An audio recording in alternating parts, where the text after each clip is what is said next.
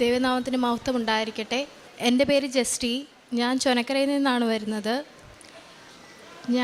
ഞാൻ ആദ്യമായിട്ട് ഇവിടെ ഉടമ്പടി എടുക്കുന്നത് 2022 നവംബർ 19 ഞാനിവിടെ ആദ്യമായിട്ട് വരുന്നതും 2 മാസം മുമ്പായിരുന്നു. ഞാനിവിടെ എൻ്റെ OETയുടെ കാര്യത്തിന് വേണ്ടിയാണ് വന്നത്. ഞാൻ ആദ്യത്തെ 4 വട്ടം OET എഴുതി, പക്ഷേ എനിക്കത് കിട്ടിയില്ലായിരുന്നു. അത് കഴിഞ്ഞ് ഞാൻ അമ്മയുടെ അടുത്ത് വന്നു. അമ്മയുടെ അടുത്ത് വന്നിട്ട് അമ്മയുടെ അടുത്ത് പറഞ്ഞു, അമ്മേ എനിക്ക് നീ OET തരുവാണെങ്കിൽ ഞാനിവിടെ വന്ന് ഉടമ്പടി എടുത്തോളാം എന്ന് പറഞ്ഞു. അവിടെ അന്ന് അത്ഭുതം സംഭവിക്കുമായിരുന്നു. കാരണം ഞാൻ പിറ്റേ വട്ടം OETയുടെ ഡേറ്റ് എടുത്തു. എന്തുവാന്ന് എനിക്കറിയത്തില്ല, അത്ഭുതകരമായിട്ട് തന്നെ OET പാസ്സാവുകയും ചെയ്തു. അത് കഴിഞ്ഞിട്ട് ഉടമ്പടി എടുക്കാൻ പോയപ്പോഴത്തേന് കുറച്ച് തടസ്സങ്ങളുണ്ടായിരുന്നു. അത് കഴിഞ്ഞ് ഞാൻ CBTയുടെ എക്സാം എഴുതാൻ പോയി, ഉടമ്പടി എടുക്കാതെ. ആദ്യത്തെ 2 വട്ടം എഴുതാൻ പോയപ്പോൾ ഭയങ്കര തടസ്സങ്ങളായിരുന്നു. ഞാൻ പഠിച്ചുകൊണ്ട് പോയ ക്വസ്റ്റ്യൻസ് ഇന്ന് രാവിലെ തന്നെ വേറൊരു രീതി വന്നിട്ട് ആ ക്വസ്റ്റ്യൻസിൻ്റെ ആൻസർ മാറ്റി തന്ന് അത് ഞാൻ തെറ്റിപ്പോയി. കാരണം ആ ഒരു 2 ആൻസറോട് എഴുതിയായിരുന്നെങ്കിൽ CBT പാസ്സായേനെ. പക്ഷേ അത് മനഃപൂർവ്വം തന്നെ തെറ്റിപ്പോയി. അപ്പോഴേ എനിക്ക് മനസ്സിലായായിരുന്നു ഉടമ്പടി എടുക്കാത്ത കാരണമാണ് അതങ്ങനെ പറ്റിയതെന്ന്. ഞാൻ പിന്നെ ഇവിടെ വന്ന് അമ്മയുടെ സന്നിധി വന്ന് മാപ്പ് പറഞ്ഞിട്ട് ഉടമ്പടി എടുത്തു. ഉടമ്പടി എടുത്തു കഴിഞ്ഞ് പിന്നെ ഞാൻ CBT എഴുതാൻ പോയപ്പം ഞാൻ പഠിച്ച ക്വസ്റ്റ്യൻ അല്ലാതെ വേറെ ഒന്നും വന്നിട്ടില്ല. അവിടെ അത്ഭുതകരമായിട്ട് തന്നെ CBTയും പാസ്സായി. പിന്നെ ഞാൻ UK എല്ലാ പ്രോസസ്സിന് വേണ്ടി അമ്മയുടെ ഉടമ്പടി എടുത്തിട്ട് പോയി. പ്രോസസ്സിങ് എല്ലാം നടന്നു.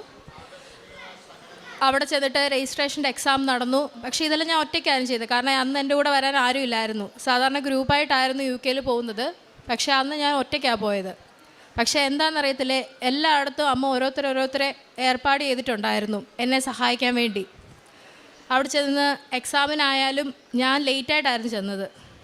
പക്ഷേ എനിക്ക് കൂട്ടായിട്ട് വേറെ 2 പേരെയും കൂടെ അമ്മ വേറൊരു ഗ്രൂപ്പിൽ നിന്ന് തന്ന് എനിക്ക് കൂട്ടായിട്ട് പഠിക്കാനാണെങ്കിലും എനിക്ക് കൂടെ എന്തൊക്കെ എനിക്ക് പ്രയാസം വന്നോ അവിടെ എല്ലാം അമ്മ എനിക്ക് അത്ഭുതകരമായിട്ട് സഹായിക്കുമായിരുന്നു.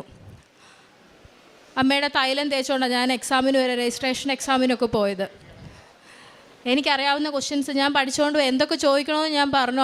അതെല്ലാം അമ്മ എനിക്ക് ആ ക്വസ്റ്റ്യൻസ് മാത്രമാണ് എനിക്ക് തന്നത് അവിടെ. പിന്നെ രണ്ടാമത്തെ കാര്യം ഉടമ്പടി പറയുന്നത്, ഞങ്ങൾ സ്നേഹിച്ച് വിവാഹം കഴിച്ച പുള്ളിയുടെ പേര് റോബിൻ എന്നാണ്. പക്ഷേ ഞങ്ങൾ ഒരു കാസ്റ്റാണ്. പക്ഷേ വീട്ടിൽ ഭയങ്കരമായിട്ട് എതിർപ്പുകളും ഒത്തിരി എതിർപ്പുണ്ടായിരുന്നു. ഇപ്പം ഫാമിലിയുടെ കയ്യിൽ ഒത്തിരി എതിർപ്പുണ്ടായിരുന്നു. എനിക്ക് ഭയങ്കര സങ്കടമായിരുന്നു. അപ്പം അമ്മയുടെ അടുത്ത് ഞാൻ പറഞ്ഞു, അമ്മേ എന്നെ ഒന്ന് സഹായിക്കാം, എനിക്ക് നല്ല സങ്കടം ഉണ്ടായിരുന്നു. ഒരു വട്ടം എനിക്ക് സങ്കടം സഹിക്കാൻ വേദ അമ്മേനെ ഉള്ളി കണ്ടിട്ട് ഞാൻ അമ്മയെ കെട്ടിപ്പിടിക്കുന്ന പോലെ അമ്മയെ കരഞ്ഞിട്ടുണ്ട്. അന്ന് തന്നെ എങ്ങനെയാണെന്നറിയത്തില്ല ആരൊക്കെ എനിക്ക് ഇടപെട്ട് പപ്പയ്ക്കായിരുന്നു ഒട്ടും ഇഷ്ടമില്ല ഞാൻ.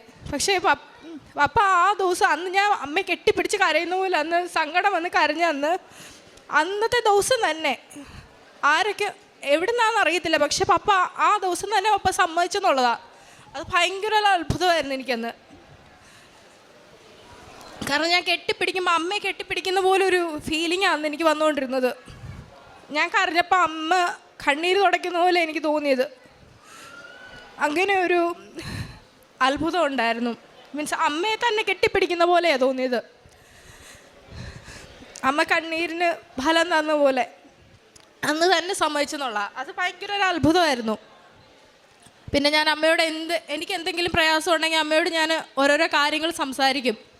അമ്മ എനിക്ക് ബൈബിളിൽ ഞാൻ ഏത് വാക്യം എടുക്കുന്നോ അതെനിക്ക് ഞാൻ ചോദിച്ച ചോദ്യത്തിന് ഉത്തരവാണ്. ഇപ്പം 2 വർഷത്തിന് ശേഷം നാട്ടിൽ വന്ന് ഞങ്ങളുടെ കല്യാണത്തിന് വേണ്ടി വന്നതാണ്. ഈ 13-ാം തീയതി ആയിരുന്നു ഞങ്ങളുടെ കല്യാണം. എല്ലാവരുടെയും അനുഗ്രഹത്തോടും ആശീർവാദത്തോടും കൂടെ തന്നെ നടന്ന കല്യാണമായിരുന്നു. അതിലൊത്തിരി സന്തോഷമുണ്ട്. അതിന് ഞാൻ അമ്മയോട് ഒരുപാട് നന്ദി പറയുന്നുണ്ട്. UK എല്ലാ കാര്യമാണെങ്കിലും ഞങ്ങളുടെ കാര്യമാണെങ്കിലും അമ്മ ഒത്തിരി അത്ഭുതം പ്രവർത്തിച്ചിട്ടുണ്ട് അതിനകത്തിലൊക്കെ.